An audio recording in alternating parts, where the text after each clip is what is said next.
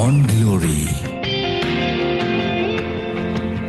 Digital Green Radio Line Eco Lifestyle.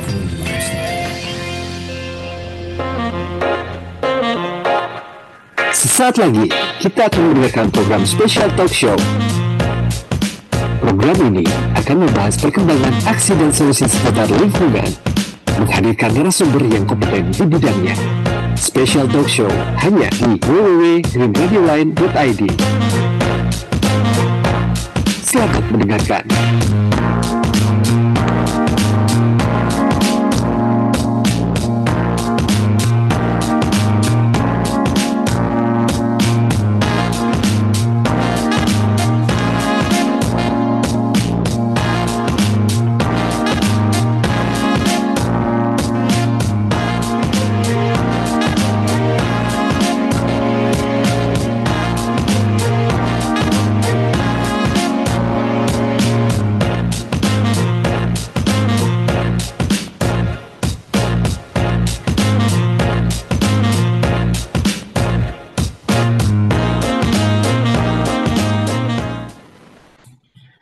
Halo, selamat sore sahabat Green. Senang sekali kita kembali berjumpa dalam spesial talk show bersama dengan Badan Restorasi Gambut dan Mangrove Republik Indonesia.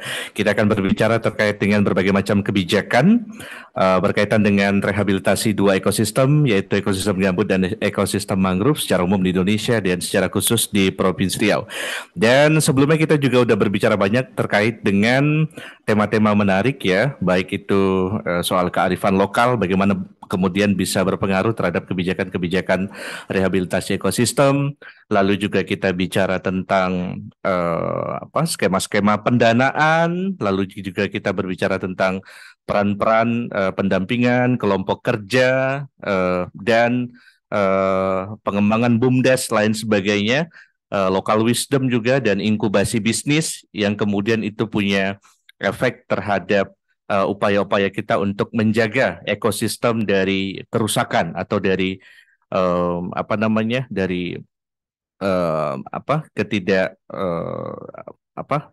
pengelolaan yang tidak lestari tentunya. Dan kali ini kita bakal masuk pada tema yang tidak kalah menarik ya.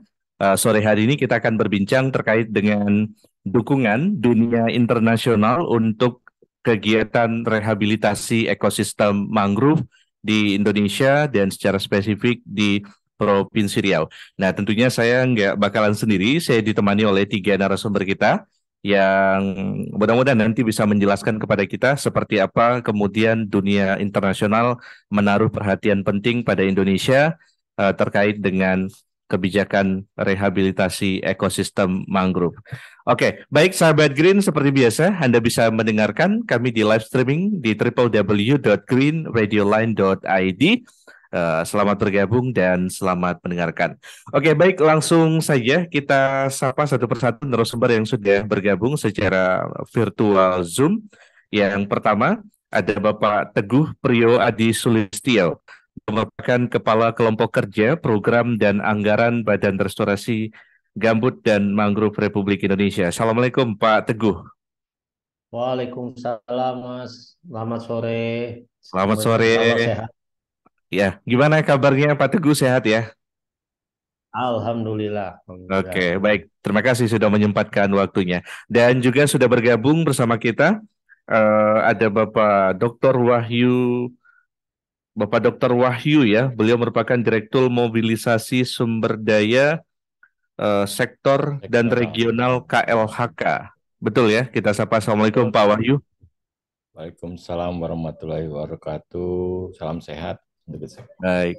Terima kasih atas waktunya Pak Wahyu. Dan juga sudah bergabung bersama kita Direktur Program Mangrove Ecosystem Restoration dari Yayasan Konservasi Alam Nusantara, ada Bapak Imran Amin. Assalamualaikum, selamat sore Mas Imran. Waalaikumsalam, selamat sore Mas. Oke, baik, terima kasih atas waktunya Bapak-Bapak semua.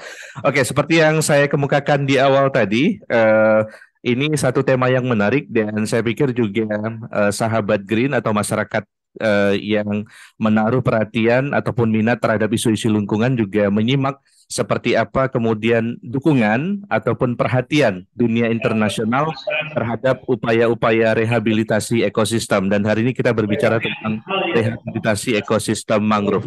Nah, untuk mengawali ini kita ingin dengar dari BMGM sebetulnya kalau kita berbicara tentang kebijakan dukungan dunia internasional, sejauh apa dan seperti apa dukungan dunia internasional terhadap upaya pemulihan ekosistem, Pak Teguh?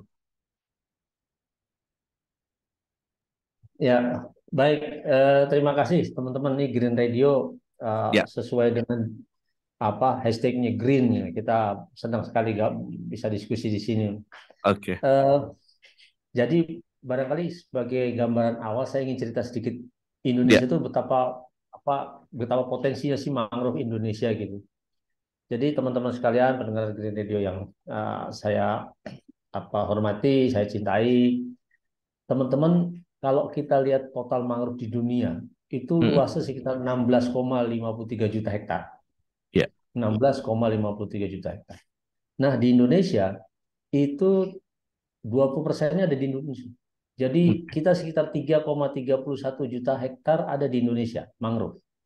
ya, Jadi kita bisa bayangkan dari 16 juta kita punya 3 juta 3,31 juta hektar.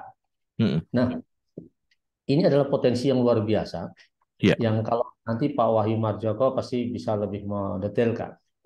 Jadi dalam potensi ini sekarang teman-teman, tentunya yang lagi tren yang sekarang kita bicara perubahan iklim, ya, bicara tentang mm, uh, NDC National yes, Determined Contribution dari Indonesia, bahkan sekarang pemerintah Indonesia sudah meningkatkan lagi komitmennya, mm, bukan lagi 26%, tapi naik lagi karena kita naik yakin lagi ya. bisa menurun.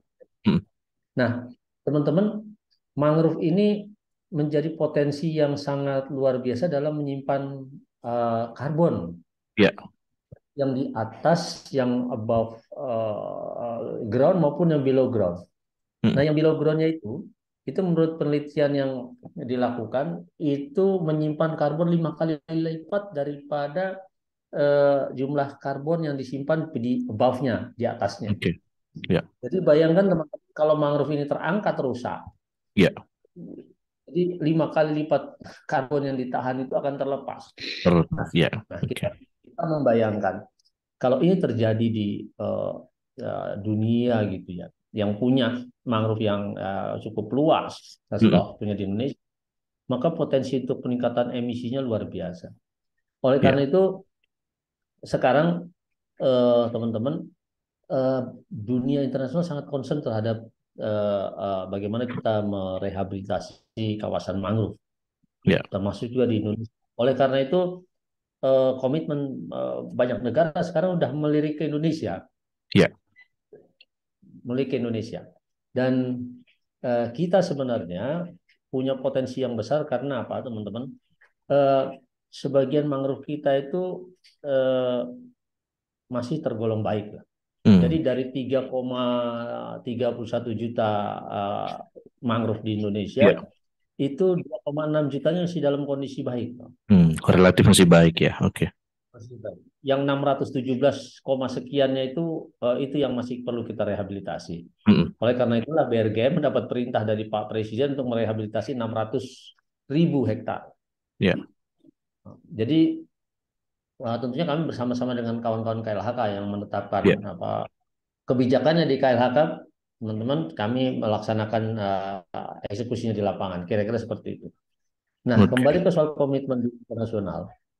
Eh, Kami sekarang sampai kalau boleh dibilang seminggu bisa 2 kali nih teman-teman mm, kedatangan oke, teman-teman yang dari dunia internasional yang concern terhadap oke, rehabilitasi mangrove. Jadi memang eh, concernnya tinggi dan mm, sekarang di dunia internasional sudah sangat paham dan sadar betul betapa mangrove ini menjadi komponen penting dalam kita eh, menurunkan emisi. ya, Nah, dan buat Indonesia sendiri ini merupakan political will yang sangat luar biasa karena kita begitu komit untuk menyelesaikan NDC dan juga untuk pollination. mm, Jadi ya, diharapkan 2030 itu pollinating sudah bisa kita capai, artinya antara emisi yang dilepas dengan yang diserap itu angkanya nol lah kira-kira. Iya. Jadi kira-kira seperti. Jadi kalau untuk komitmen internasional teman-teman untuk mangrove sekarang luar biasa. Tinggi sekali ya Pak, bisa dibilang begitu ya. Bahkan kami di BRGM kami selalu tentunya bareng dengan teman KLHK bahwa potensi pendanaannya juga kan perlu kita cermati detail gitu ya. Iya. Dan betul karena memang skemanya macam-macam, tapi kami berpikir juga dukungan-dukungan ini juga jangan sampai memberatkan berdampak kepada hal lain yang justru tidak kita inginkan. Ya. Jadi kalau bicara makronya seperti itu. Oke. Dengan dukungan internasional. Jadi ansihnya concernnya cukup tinggi di dunia internasional, tinggal kita mau menempatkan mereka untuk di mana mereka bisa mensupport kita, kira-kira itu. Ya, dan juga yang penting bagaimana kita juga membuktikan begitu ya Pak Teguh bahwa dari berbagai macam skema kebijakan dan bantuan itu kita bisa optimalisasikan dengan baik begitu ya dalam bentuk kerja-kerja yang lebih spesifik ya, kurang lebih begitu. Betul Mas. Jadi sekarang kita concern merehab mangrove itu dengan 3 pendekatan. Yang pertama, jadi konsep rehabilitasi bukan hanya menanam. Ya, oke. Kita juga melakukan untuk dalam konteks mangrove ya, kita juga meningkatkan fungsi. Jadi gini teman-teman, ada mangrove yang memang memperbaikinya dengan cara menanam kembali. Ada yang seperti itu. Menanam kembali juga tidak bisa langsung ditanam teman-teman mangrove ini. Jadi kita lihat lokasinya, hidrologinya kita perbaiki dulu. Kalau yang berbatasan dengan pantai, laut, itu harus kita lihat lagi lebih detail. Karena mangrove itu strukturnya juga harus benar. Lalu terpaan ombak harus kita pikirkan, pasang surut. Jadi memang tantangannya sangat menarik. Saya tidak mau bilang sulit, tapi tantangan sangat menarik kalau kita bicara. Itu dari yang pertama. Kalau yang memang harus prioritas.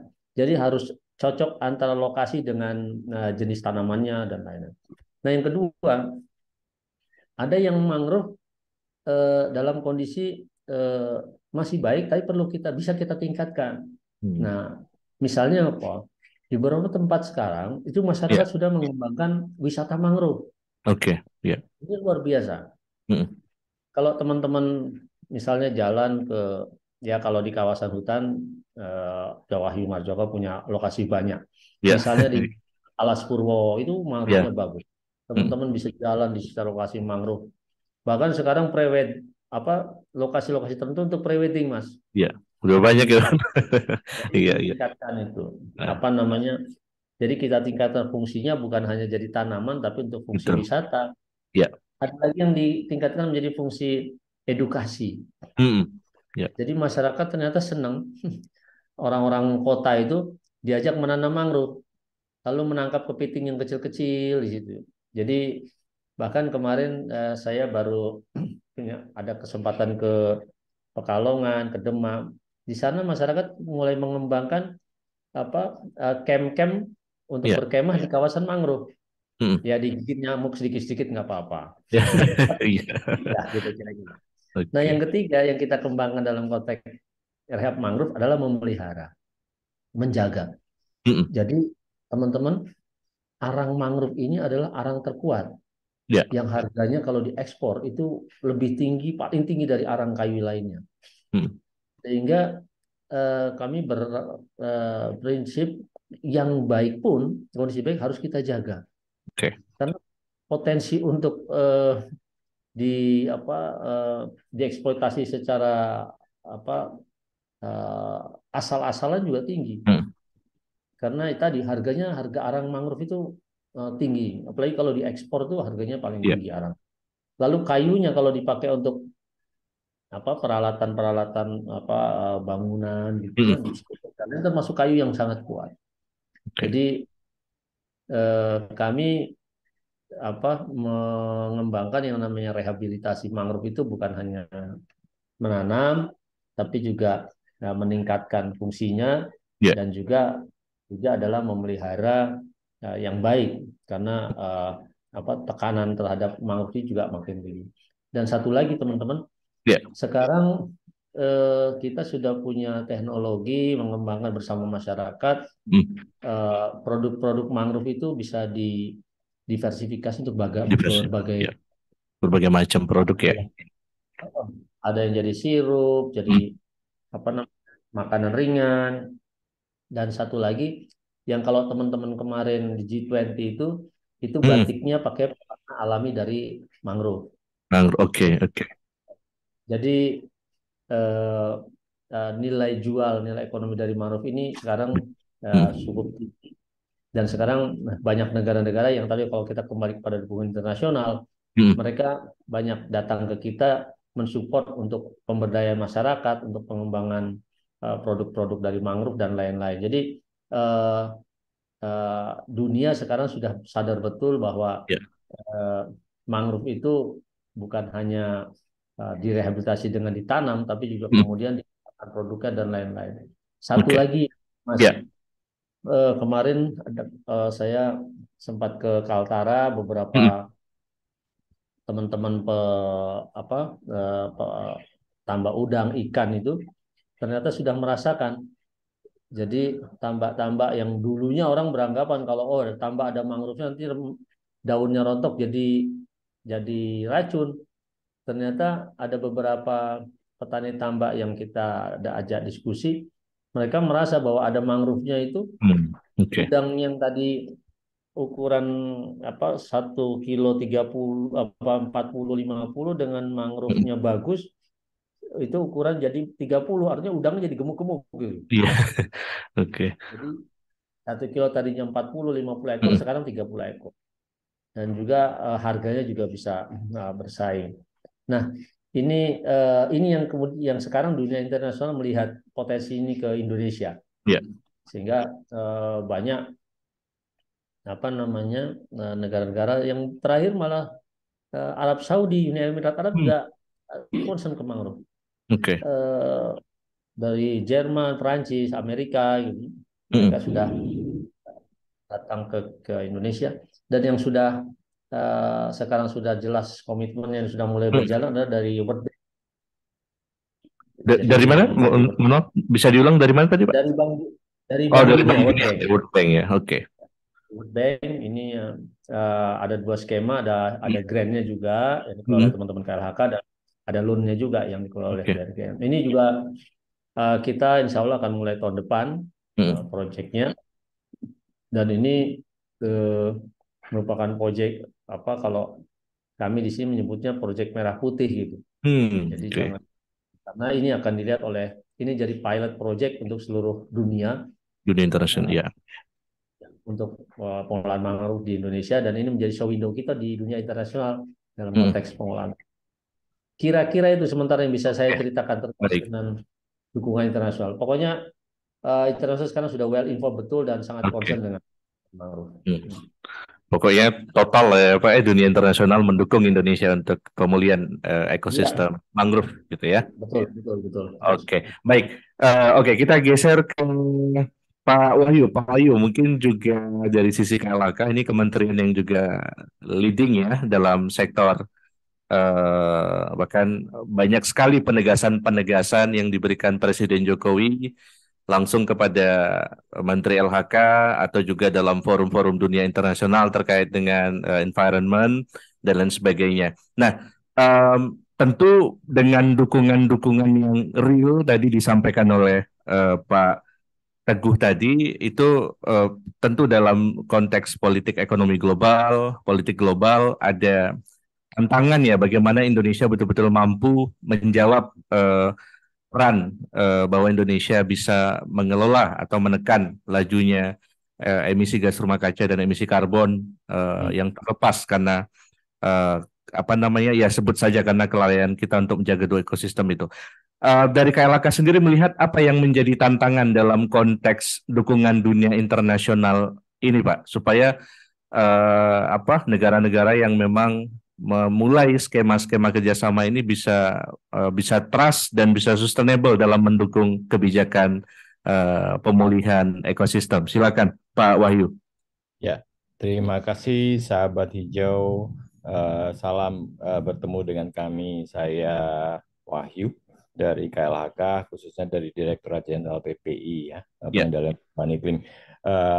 Sedikit perkenalan dari saya. oke. Kemudian saya tadi memberikan mencermati apa yang disampaikan Pak Teguh. Sebetulnya sudah Hmm, sangat lengkap, tetapi mungkin dari sisi pemerintah sebagai pemegang ya, kebijakan mungkin perlu kiranya hmm, kami menyampaikan sedikit histori oke. komitmen Indonesia, kemudian nanti akan menjawab di bagian tengah dan akhir akan menjawab Oke. bagaimana sih sebetulnya Indonesia dengan konsep-konsep yang kita diskusikan saat ini. Untuk mengawali itu, saya hanya sedikit mengingatkan bahwa komitmen Indonesia itu sudah dicanangkan ya, Ya, flex oleh Presiden kita di Paris Agreement sebetulnya di tahun 2015. ya, Salah satu dokumen yang kita sangat kenal adalah hmm, dokumen NDC dengan target ya, 29% dan 41%. Saya ya, mungkin perlu menjelaskan lagi dari serangkaian 2016, 2015, 2016, kemudian di tahun 2018 sebetulnya ada satu milestone yang tadi ya, tidak terkait langsung dengan infrastruktur finansial ya nanti karena kaitannya dengan dukungan internasional, tetapi nanti saya akan jelaskan di bagian belakang. oke. Kemudian ada dokumen komitmen yang updated NDC yang kita submit di bulan Juli 2021. Di Hmm, situ ada sebetulnya dari updated NDC itu kemudian dokumen LTS LCCR yang merupakan komitmen Indonesia jangka panjang ya, hmm, itu menjadi penguat kita secara komitmen ya. Kemudian di tahun yang sama 2021 kita melahirkan suatu peraturan terkait ya, dengan Perpres nilai ekonomi karbon. Mungkin ini sangat hmm, populer saat ini.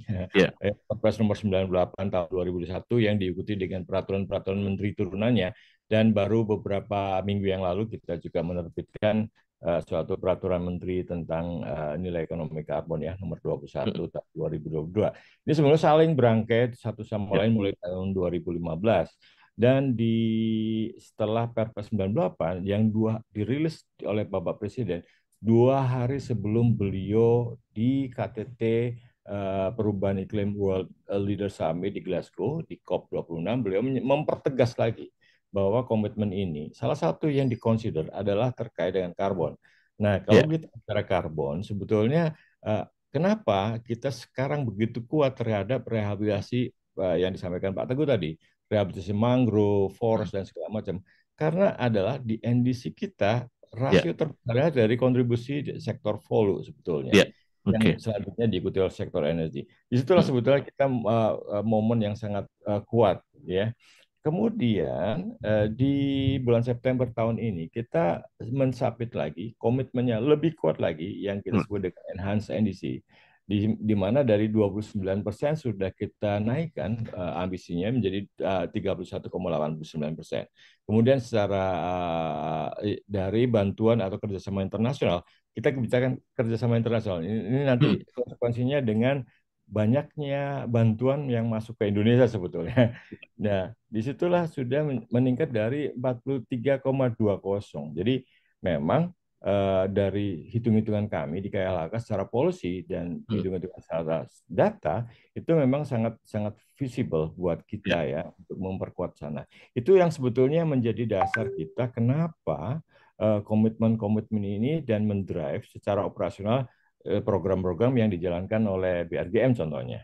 hmm, Dan di kami juga iya, dari Dirjen PDAS RH, kemudian Dirjen-Dirjen lainnya, begitu kuat dan fokus. Why? Mangrove contohnya. Why? Peatland. Yaitu itu ya, adalah sumber emisi terbesar kita yang harus kita betul. kendalikan dan memberikan kontribusi Ya, paling signifikan saat ini ya untuk hmm, menekan emisi karbon dan merupakan komitmen Indonesia.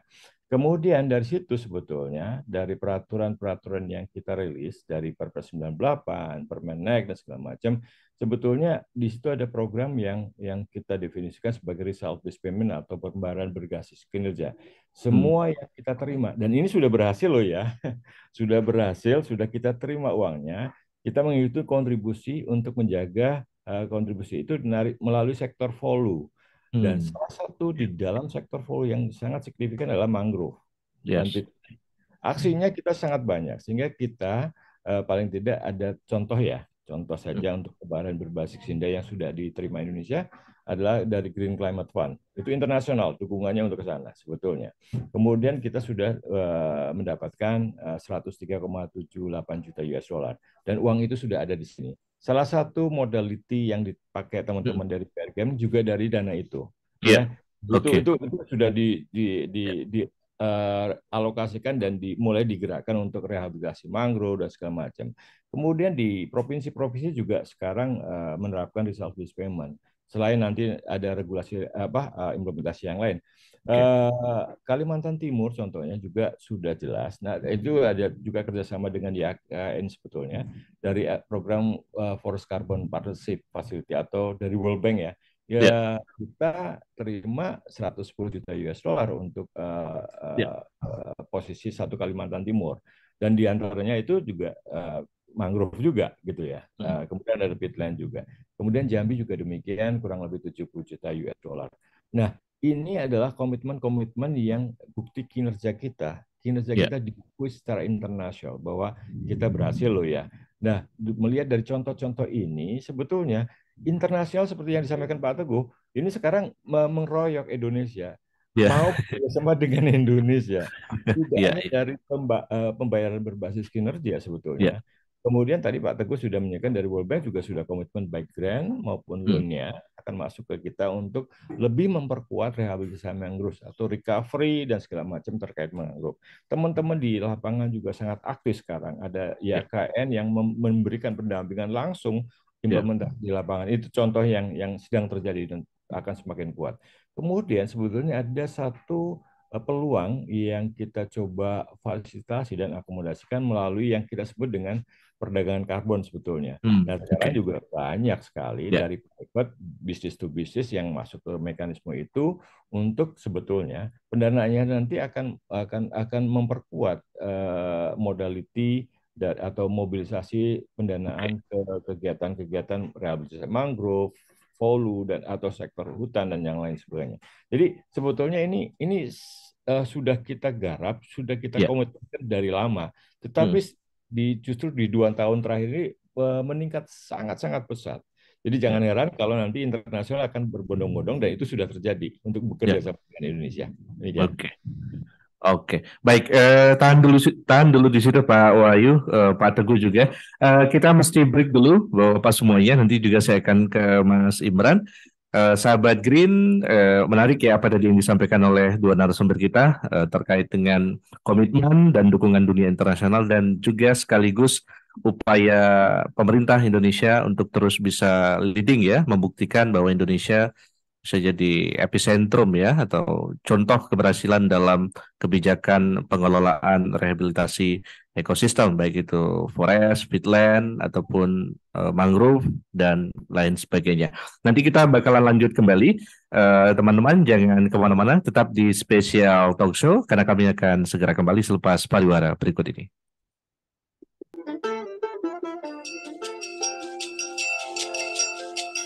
Time for connection.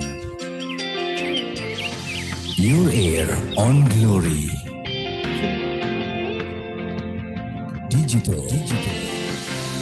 Green Radio Line. Eco Lifestyle. Oke, baik sahabat Green, kita kembali lagi di Special Talk Show bersama dengan Badan Restorasi Gambut Republik Indonesia ya, di edisi Special Talk Show berbicara tentang dukungan dunia internasional untuk rehabilitasi ekosistem mangrove di Indonesia dan spesifiknya di Provinsi Riau. Dan saya tentunya masih bersama dengan para narasumber kita. Ada Pak Teguh dari Kepala Kelompok Kerja Program dan Anggaran PRGM, dan juga ada Pak Wahyu selaku Direktur Mobilisasi Sumber Daya Sektoral dan Regional KLHK, dan juga ada Mas Imran selaku Direktur Program Restorasi Ekosistem Mangrove dari Yayasan Konservasi Alam Nusantara. Dan seperti biasa bagi Anda yang ingin mendengarkan bisa langsung akses kita di live streaming di www.greenradioline.id. Selamat bergabung dan selamat dengarkan. Oke, kalau tadi kita udah dengar dari sisi pemerintah, dari sisi pemangku kepentingan. Nah, kita juga ingin dengar dari sisi Yayasan Konservasi Alam Nusantara. Mungkin juga bisa, mungkin sahabat Green atau masyarakat Indonesia juga belum eh, tahu ya sepenuhnya seperti apa lembaga ini, pendekatannya seperti apa, proyeknya seperti apa, programnya seperti apa. Nah, Mas Imran mungkin Anda bisa sampaikan kepada kita seperti apa Yayasan Konservasi Alam Nusantara kontribusinya dalam mengimplementasikan program-program rehabilitasi mangrove dan juga kerja-kerja di lapangan Anda dan tim seperti apa? Silakan, Mas Imran. Terima kasih Mas. Selamat sore sahabat Green. Pertama-tama kami memperkenalkan diri Imran Amin dari Konservasi Alam Nusantara. Jadi yayasan kami ini sebenarnya dulu kami berbentuk lembaga internasional Mas, namanya The Nature Conservancy. Oke, Untuk Indonesia program, kami di ya. Indonesia sejak awal tahun 90, hadir Hmm. di Indonesia berdasarkan kesepakatan beberapa perwakilan dari kementerian terkait, khususnya Oke, saat itu adalah Kementerian Lingkungan Hidup, ya. Kementerian Kementerian Kehutanan waktu dulu belum bersatu ya, Ya, benar, untuk ya. meminta beberapa NGO internasional Oke, membantu pemerintah Indonesia dalam pencapaian mandat-mandat Convention on Biological Diversity untuk Indonesia. Jadi kita hadir oke, di sana, ya. hadir di Indonesia. Nah, 2015, 2016 kami bertransisi menjadi entitas lokal agar lebih bisa bersama-sama Ya. bekerja lebih erat dengan pemerintah Indonesia. Jadi kami sendiri, Mas, para pendengar, menempatkan diri sebagai mitra pembangunan Oke, pemerintah.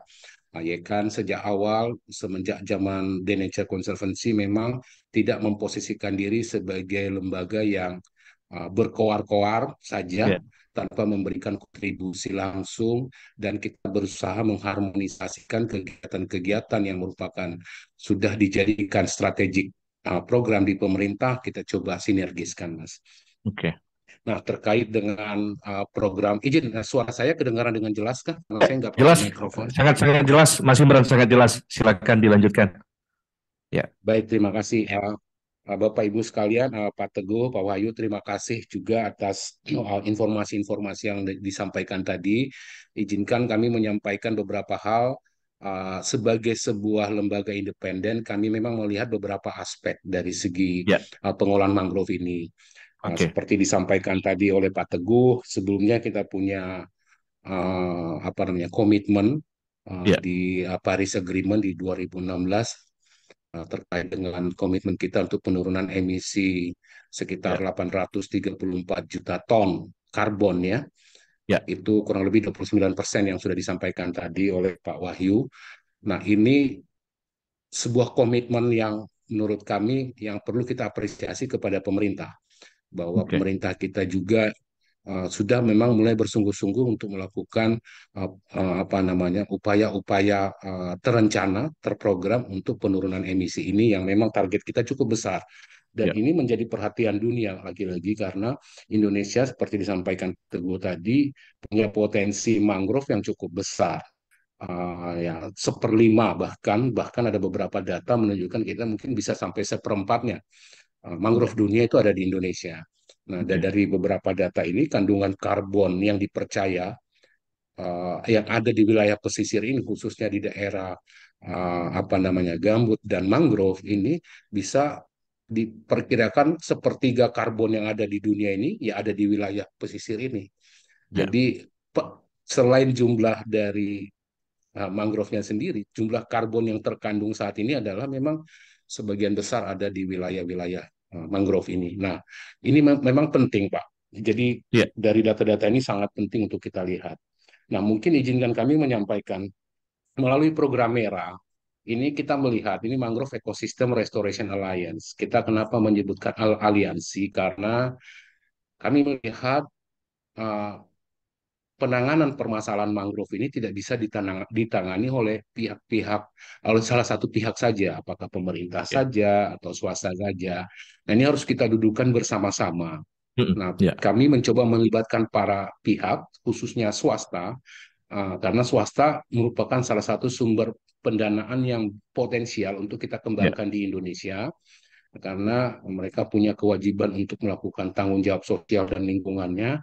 Namun, melalui program kita, kita mengajak para pihak swasta ini tidak menyalurkan tanggung jawab sosial ekonomi lingkungan ini hanya untuk kegiatan-kegiatan yang sifatnya jangka pendek, menanam sekali udah selesai. Nah, kita mau keterlibatan para pihak ini khususnya swasta mulai melihat yang lebih long lasting, long impact, punya sustainability aspek jangka panjang. Nah, dari sini kami melihat, Mas, kami sendiri punya target bahwa mangrove ini, kami tidak menyalahkan beberapa kebijakan yang ada, karena memang ini sudah sebuah hal yang baik dilakukan oleh pemerintah, tapi kami melihat masih ada yang kurang, Mas. Mangrove ini dengan mengupayakan rehabilitasi itu adalah sebuah prioritas. Kita melakukan perbaikan ekosistem mangrove kita. Tapi untuk menyelamatkan mangrove tidak bisa hanya dengan rehabilitasi. Jadi kita harus mengupayakan juga upaya-upaya perlindungannya, Mas. Nah, dari data yang kita punya, ini yang berdasarkan data yang memang kita analisis bersama-sama di 2010, ini kita belum punya update terbaru yang dilakukan oleh Kementerian Lingkungan Hidup, Kementerian Kehutanan maupun Kementerian Kelautan Perikanan terkait dengan berapa sih luas kawasan ekosistem mangrove kita yang sudah dimasuk di kawasan lindung. Ternyata tidak lebih dari 22%. Itu tahun 2010, Mas. Saat ini kita mungkin paling banyak menambah 10% dari kawasan-kawasan paling banyak masuk di dalam kawasan-kawasan lindung. Kenapa ini penting kami sampaikan? Karena secara regulasi yang benar-benar dilindungi mangrove ini, adalah mangrove yang hanya berada di dalam kawasan konservasi, Mas.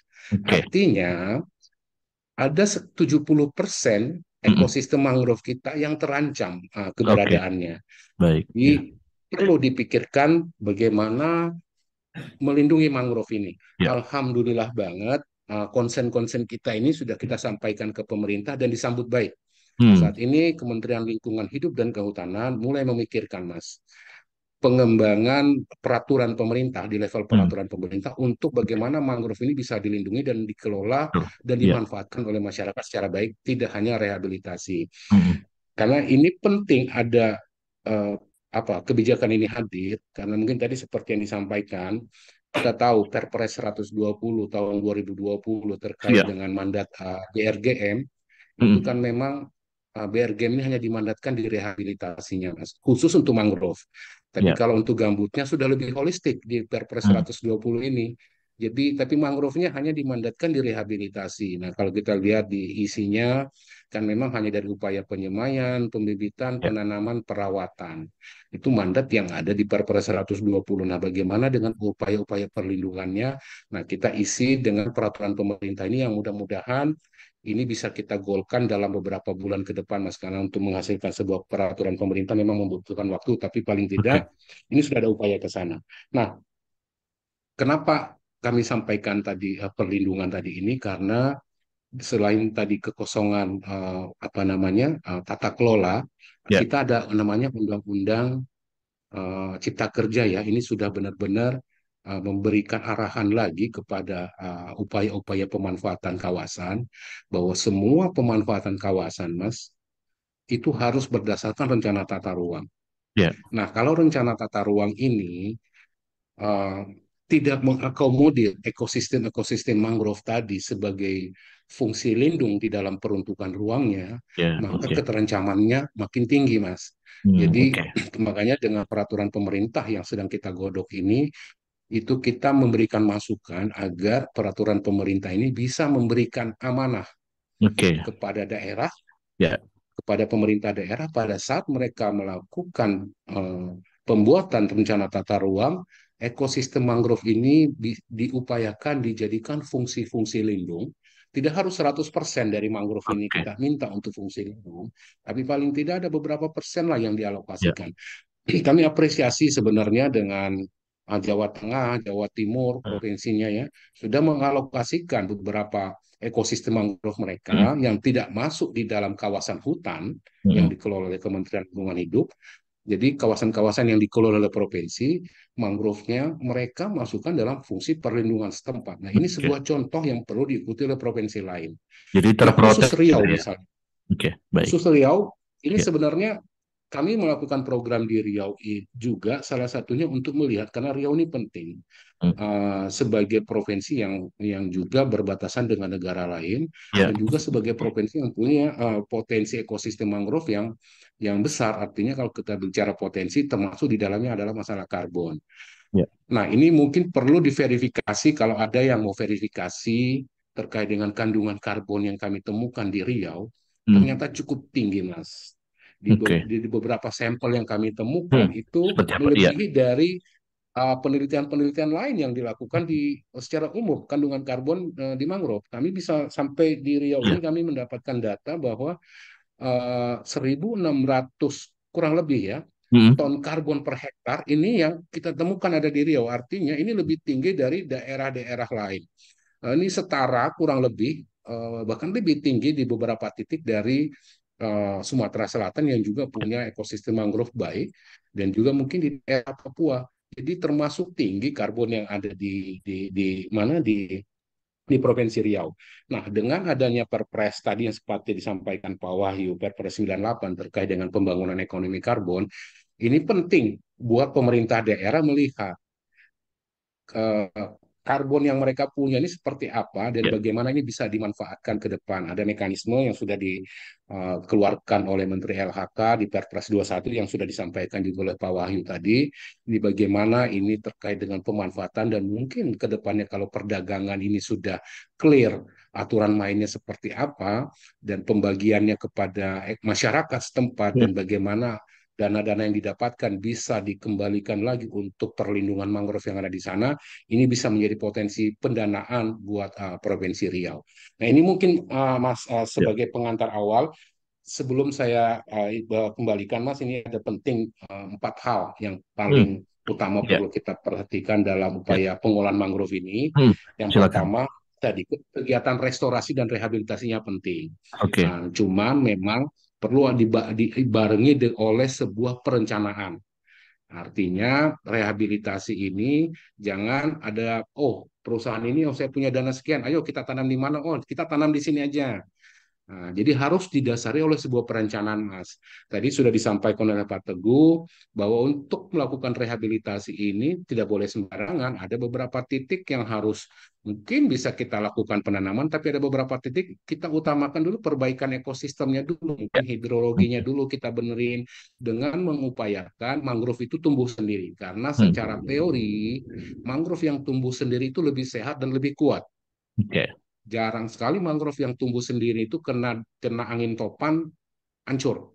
Tapi kalau kita bisa lihat mangrove-mangrove yang kita tanam itu dengan badai itu banyak yang tercabut, Hmm. apalagi dengan gelombang tinggi. Nah ini, jadi kita mengupayakan adanya apa namanya pertumbuhan alami dengan menyiapkan kondisi-kondisi pemungkin Ya. agar mangrove itu bisa tumbuh alami. Nah itu pertama dari rehabilitasi penting.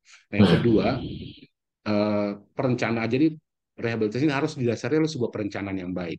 Nah, untuk menghasilkan sebuah perencanaan yang baik, itu harus didasari oleh sebuah studi, sebuah sains yang kuat. Oke. Yes. Jadi harus Oke. tadi seperti yang Pak Teguh sampaikan tadi, kita harus tahu jenis apa sih mangrove-nya yang di sana yang cocok. Hmm. Dulu bagaimana sih sejarahnya, hidrologinya bagaimana, ada nggak apa istilahnya ya, polusi airnya seperti apa, arus Hmm. oceanografinya seperti apa. Ini penting untuk kita menyusun di daerah-daerah mana perlu penanaman, daerah-daerah mana kita coba kondisikan agar tumbuh sendiri. Nah, ini harus dasar oleh sains. Terus Oke. kedua, setelah rehabilitasi kita harus melindungi mangrove-mangrove yang tersisa. Setelah kita tanam, kita perbaiki, lantas kalau kita tidak lindungi dengan mekanisme yang tersedia di pemerintahan, maka ini terancam peruntukannya untuk fungsi lain, untuk Oke. apa namanya alih fungsi lahan, Mas. Ini Hmm. sangat terancam karena Oke. kalau dia tidak masuk di fungsi lindung pemerintah daerah, kalau dia punya ada investasi lain di daerah pesisir, yang mereka akan pasti rata-rata mengorbankan ekosistem mangrove. Nah, ini penting untuk kita Ya. bantu. Makanya kami dari program Merah juga dari Yekan, program kami masuk sampai bagaimana memfasilitasi, mengintervensi, mohon maaf bahasa Ya. kami, Oke. agar perencanaan ruangnya juga memperhatikan hal-hal yang kami sampaikan tadi. Lantas yang berikutnya adalah pemanfaatan mangrove-nya, Mas. Ya. Mangrove ini itu bisa dimanfaatkan. Pemerintah sudah memberikan beberapa kebijakan terkait dengan pemanfaatan mangrove ini tanpa harus menebang kawasan. Bahkan di pemerintahan Pak Jokowi ini sudah mengeluarkan kebijakan yang namanya perhutanan sosial, Mas. Mm-mm. Artinya dengan skema ini kawasan hutan, Ya. baik itu hutan produksi bahkan hutan lindung pun itu bisa dimanfaatkan kawasannya Betul, ya. dengan mekanisme-mekanisme yang diterima, dan ini sudah dilakukan oleh pemerintah dan berbagai LSM untuk menguatkan, dan ini juga salah satu yang kami coba bantu, Mas, di Ya. Riau dan di beberapa daerah lain, itu penguatan pemanfaatan ekosistem mangrove dengan mekanisme perhutanan sosial agar mangrove ini juga bisa memberikan manfaat ekonomi Betul. kepada masyarakat. Oke. Yang berikutnya adalah tata kelola terpadu, Mas. Kita tahu mangrove ini tidak hanya KLHK yang kelola, KLHK hanya mengelola di kawasan hutan. Ya. Gimana kalau di area peruntukan lain? Betul. Jadi kita perlu melibatkan antar sektor dan juga pemerintah daerah dan pemerintah pusat. Tidak bisa hanya pusat saja atau hanya kehutanan saja, harus kita libatkan beberapa pihak terkait, termasuk kementerian lain yang mungkin secara teknis kita lihat tidak ada hubungannya dengan mangrove, tapi secara program mereka akan berdampak terhadap ekosistem mangrove. Itu perlu kita libatkan. Nah, di Riau kita coba bangun ini, Mas. Kita sudah mengembangkan di Riau kelompok kerja mangrove daerah, karena Oke. ini penting, bukan untuk menyaingi BRGMD, Ya. tapi mengisi kekosongan tadi. Nah, kelompok kerja mangrove daerah ini tidak hanya mengurus rehabilitasi, tapi ke depannya kita harapkan membantu pemerintah daerah untuk mengawal program-program Ya. perlindungannya Itu dan di juga dalamnya multi aman-aman. stakeholder ya. Kenapa, Mas? Kelompok kerja mangrove itu di dalamnya timnya multi stakeholder ya. Betul, betul. Di dalamnya multi stakeholder, dan Riau ini termasuk provinsi pertama yang membuat KKMD, Oke. kelompok kerja mangrove daerah, setelah peraturan Presiden 73 2014 dicabut. Dulu beberapa daerah membuat dengan amanah Perpres tadi, tapi Perpres 73 ini dicabut. Nah, daerah dengan beberapa stakeholder lokal termasuk Ya. dinas-dinas terkait, kita coba mengupayakan kelompok kerja mangrove daerah ini untuk mengisi tadi. Jadi BRGMD mengupayakan upaya rehabilitasinya, tapi kekosongan upaya perlindungan, dan juga tadi untuk mengawal Perpres 98 pembangunan ekonomi karbon dari subsektor mangrove. Jadi mangrove ini ada subsektor, Mas. Jadi Ya, secara ya. khusus Oke. mangrove dan gambut, bagaimana nanti daerah membangun perencanaannya untuk pengembangan ekonomi karbon dari subsektor mangrove. Nah, KKMD Oke. ini kita harapkan bisa membantu ke sana. Oke. Nah, Baik. terakhir adalah upaya-upaya pengurangan ancamannya. Jadi sudah bagus kita buat, tapi kita tidak mengupayakan upaya-upaya pengurangan ancaman, ini bahaya juga. Mas, data terbaru dari Kementerian LHK terkait dengan mangrove itu menunjukkan lebih dari 80% Oke. potensi restorasi mangrove kita itu ada di tambak. Kenapa hanya masuk angka ke sana?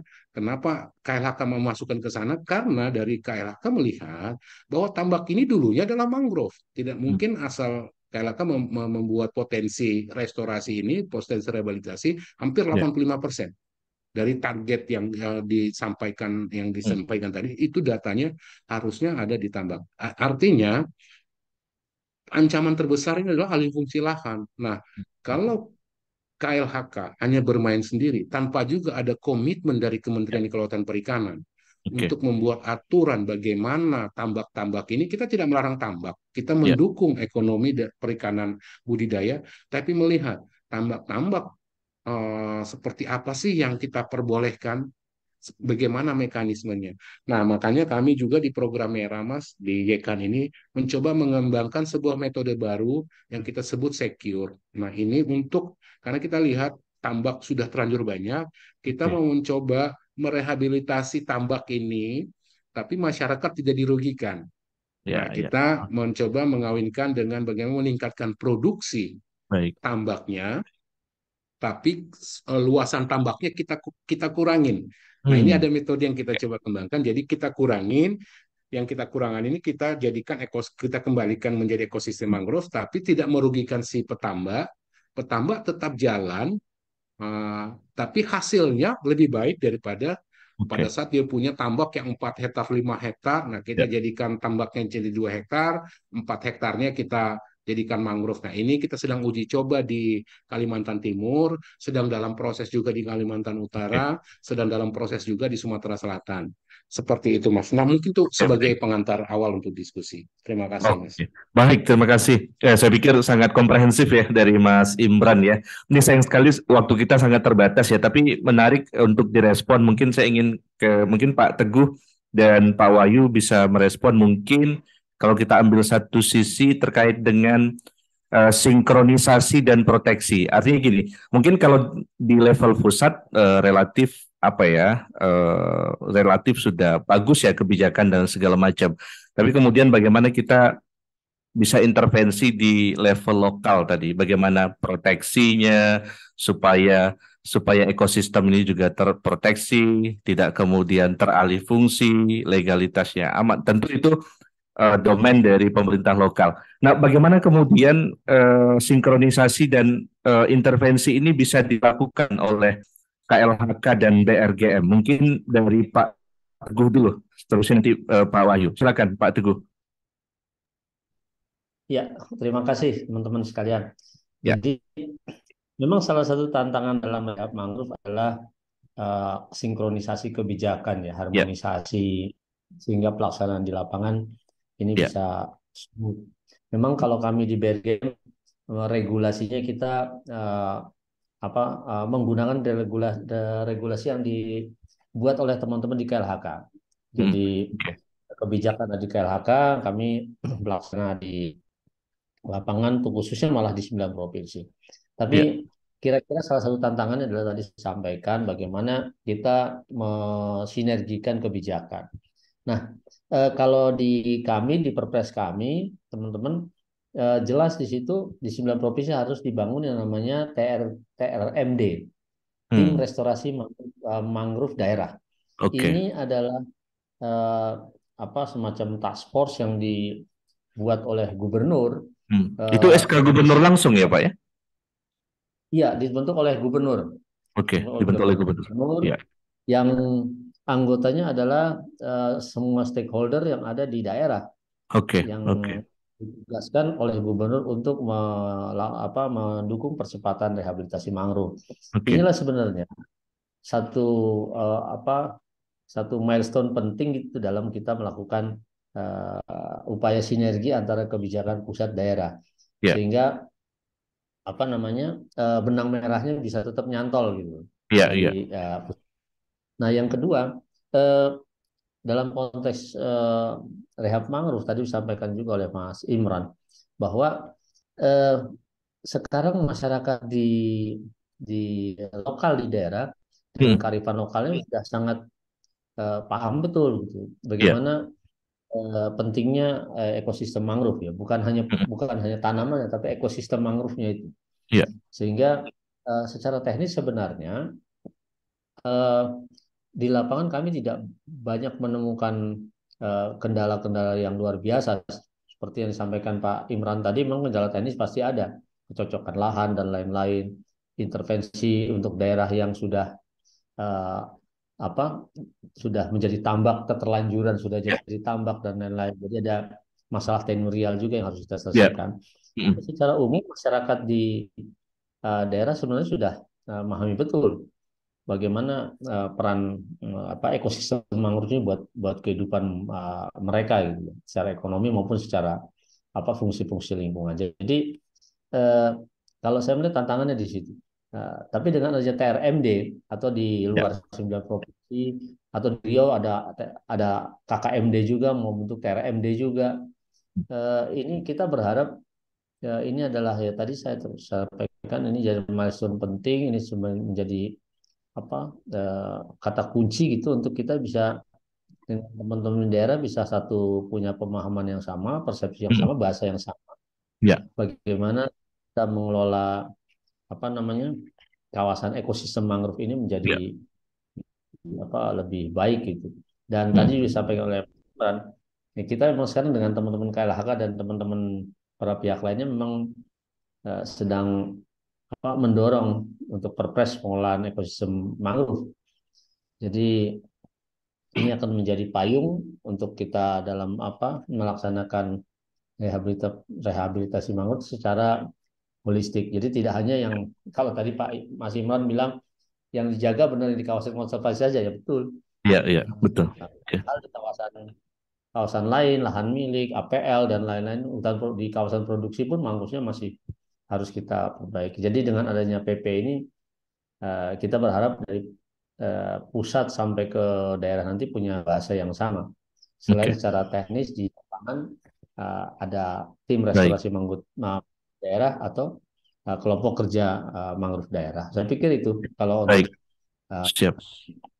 Oke, dari Pak Wahyu seperti apa Pak Wahyu? Bagaimana juga ini interkoneksi dengan kementerian lainnya? Tadi juga disebut dengan Kementerian ATR BPN, Kementerian Desa, saya pikir juga terlibat. Nah, sejauh ini seperti apa agar memang secara legal formalnya dulu terproteksi, lalu kemudian baru kita bisa mengeksersis segala macam program terhadap ekosistem itu.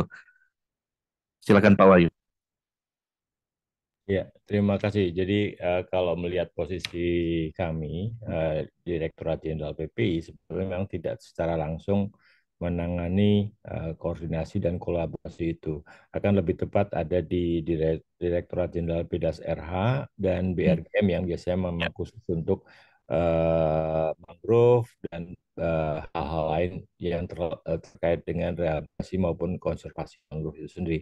Tetapi kami sebetulnya masuk juga, tetapi tidak secara langsung ke mangrove-nya, tetapi dukungan finansialnya melalui yang kami kembangkan tadi adalah salah satu yang kita dorong sekali adalah ekonomi mangrove ya, ekonomi karbon berbasis mangrove aktif. Nah, disitulah sebetulnya harus ada basis terminologi yang sama ya tadi sama, jadi kata kuncinya adalah terminologi yang sama untuk seluruh sektor terkait. Disitulah kita bisa secara clear memberikan aturan bagaimana mendevelop aplikasi di lapangan terhadap rehabilitasi mangrove, konservasi mangrove, proteksi mangrove itu dengan ditarik ke atas dengan finansial dukungan pendanaan untuk itu gitu ya. Jadi kami masuknya dari sisi itu sebetulnya. Dan menurut kajian kami sebetulnya dari Perpres 98 sudah sangat kuat untuk berbagai mekanisme yang kita develop di situ, termasuk instrumen-instrumen aplikasi di lapangan untuk memberikan dukungan pendanaan terutama khususnya dalam setiap kegiatan di mangrove maupun yang lainnya. Demikian mungkin yang bisa kami sampaikan. Oke, baik Bapak-Bapak semuanya. Terakhir sekali ini karena waktu kita sangat terbatas ya, hanya 1 jam dan ini sudah lebih sedikit. Mungkin terakhir kesimpulan dari masing-masing narasumber dari Mas Imran dulu, Mas Imran. Silakan closing statement dari Anda terkait dengan tema kita pada sore hari ini, apa yang betul-betul menjadi pesan ataupun stressing point kita supaya dukungan dunia internasional dengan segala macam skema fundingnya itu bisa dioptimalisasikan dengan baik. Silakan. Terima kasih Mas. Mungkin cepat dari kami. Ya, Yang tadi silakan. masalah komitmen pemerintah Indonesia 29%, lantas tadi ada perbaikan komitmen lagi yang sudah disampaikan tadi oleh Pak Wahyu yang hampir 32% sekarang. Itu artinya kurang lebih 1 miliar ton emisi yang kita janjikan kita selesaikan di 2030. Nah, ini menjadi catatan bahwa 2030 itu sebentar lagi. Jadi, komitmen ini harus dibarengi dengan upaya-upaya penyelamatan ekosistem penting yang mampu mendukung pencapaian komitmen tadi, walaupun nanti masih dalam proses bagaimana karbon mangrove kita ini bisa dilihat menjadi jawaban untuk komitmen tadi yang saat ini baru kita masukkan di voluntary komitmen kita. Nah, untuk ini perlu diupayakan upaya-upaya kebijakan dari pusat yang bisa mengakomodir kerjasama para pihak, melibatkan lebih banyak lagi stakeholder terkait. Kita tahu pentingnya perlindungan mangrove ini sudah disampaikan juga tadi oleh Pak Teguh bahwa bisa sampai kandungan karbon kita ini cukup tinggi, di mana kita lihat di pertemuan Paris Agreement itu kita menyepakati tidak melebihi kenaikan suhu bumi ini 2 derajat. Tapi yang di Glasgow kemarin ternyata diturunkan lagi, maksud saya dinaikkan lagi komitmen itu, janganlah 2 derajat, coba kita targetkan 1,5 derajat, karena beberapa penelitian 1,5 derajat naik suhu bumi ini sudah mengakibatkan kehancuran mata pencarian masyarakat. Jadi ini menjadi target lagi, jadi bukan 2% lagi sebenarnya, tapi 1,5%. Nah, ini penting untuk benar melibatkan para pihak, peran pemerintah, peran NGO, akademisi, dan masyarakat, dan pemerintah daerah. Nah, kami sendiri sangat berterima kasih sudah menandatangani kerjasama juga dengan KLHK, dan juga secara spesifik untuk upaya rehabilitasi ini dengan pihak BRGM. Makanya kelompok kerja yang kami buat juga, TRGMD, tim restorasi gambut mangrove daerah, itu menjadi leading sektor untuk upaya-upaya rehabilitasi yang kita kembangkan di Provinsi Riau ataupun tempat-tempat lain. Demikian Mas dari kami. Oke, baik. Terima kasih Mas Imran. Pak Teguh, singkat aja closing statement dari Anda. Ya, terima kasih. Kalau dari saya mungkin rasa optimistis kita di lapangan dalam konteks rehab mangrove ini, karena kami melihat dukungan para pihak termasuk dukungan internasional sangat tinggi.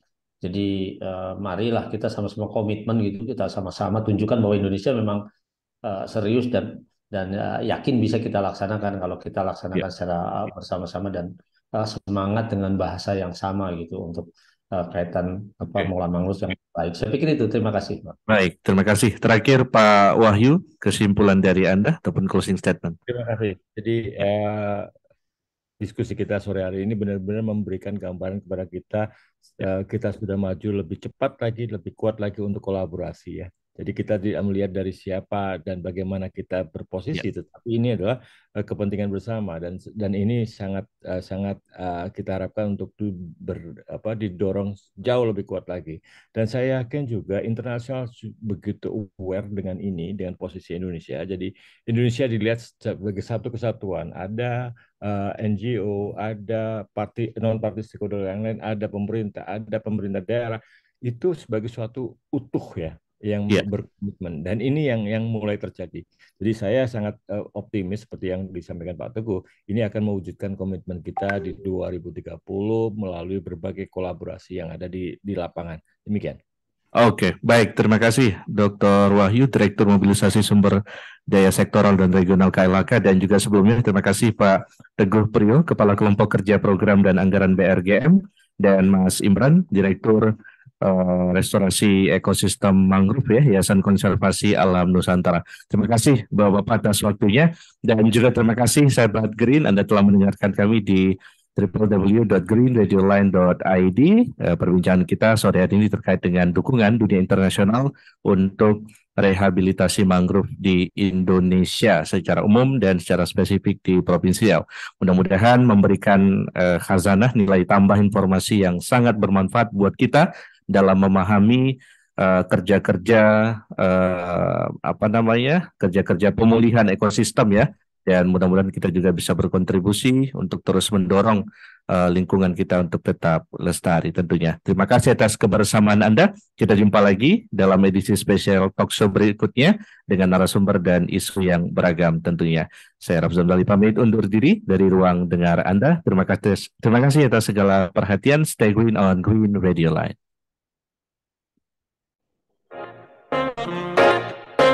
Terima kasih baru saja Anda mendengarkan program spesial talk show hari ini. Jangan kemana-mana, kita bergeser ke program berikutnya. Green Radio Line, your